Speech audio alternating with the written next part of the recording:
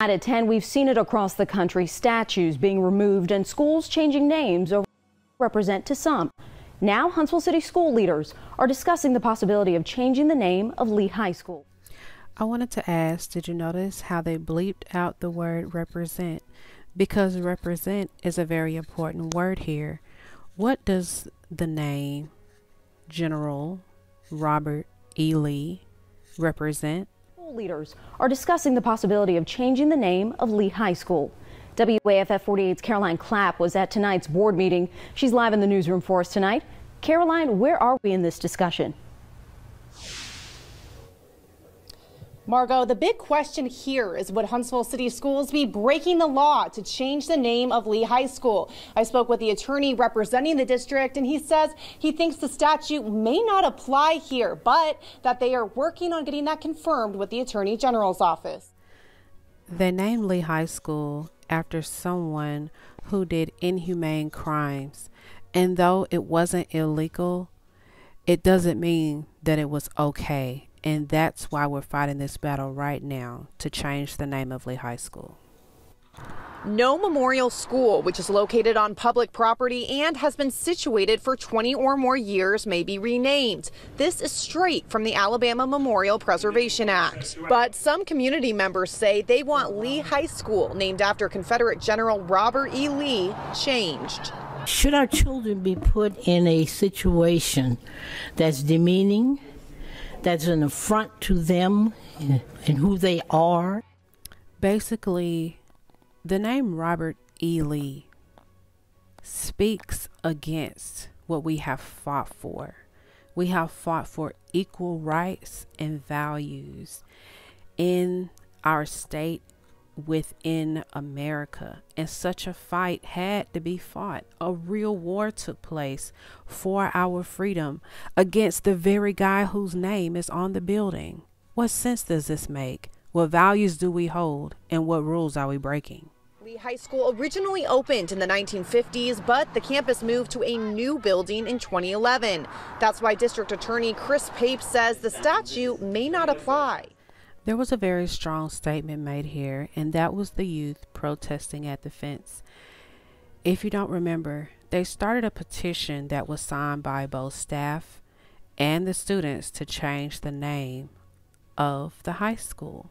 These students went on to graduate, but let's pick up where they left off.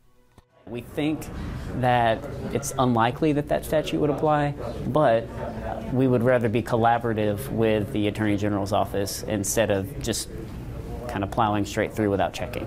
But if the Attorney General's office says it does apply, then that doesn't mean we've lost. It's the end of the line. What that just means is now we have to go to the waiver process. And if the answer is still no, the board will then vote on whether to still move forward with a name change and pay a $25,000 fine. The students said it themselves in the petition that Lee High School was named after General Robert E. Lee in order to keep Lee High School segregated. The school system, before I was on the board, attempted it in 2012. So it's been something that's been on the minds of the students and the staff and just the community at large. Lord have mercy, it's been a whole decade. Superintendent Christy Finley says nothing's been decided and the board will be very transparent through the entire process. Attorney Pape says the next step is to get an opinion letter from the Attorney General's office. Now, it's important to know if they actually decide to change the name, that name would not go into effect for the 2021-2022 school year. Live in the newsroom, Caroline Clapp, 48 News on your side.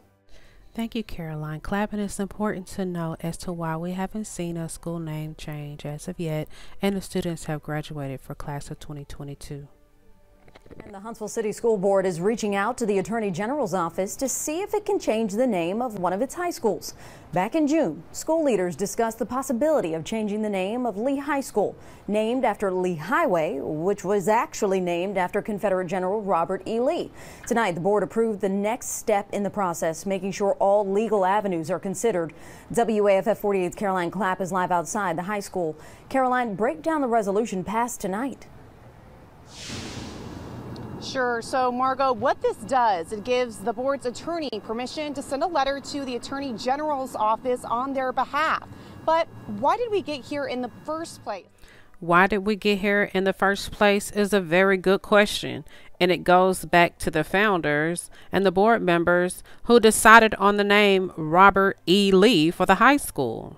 I talked to the board president tonight, and he says there are multiple people in the community that do not like this name or what it stands for. So now they have to verify with the Attorney General's office if they would be breaking the law to go ahead and move forward with a name change. That is the law, is the Alabama Memorial Preservation Act. It's a 2017 law that prevents the renaming or moving of historical buildings and monuments. But board attorney Chris Pape argues since Lee High School moved into a new building in 2012, this law should not apply here. Pape says if the Attorney General does not agree with this, the board can seek a waiver for permission to change the school's name.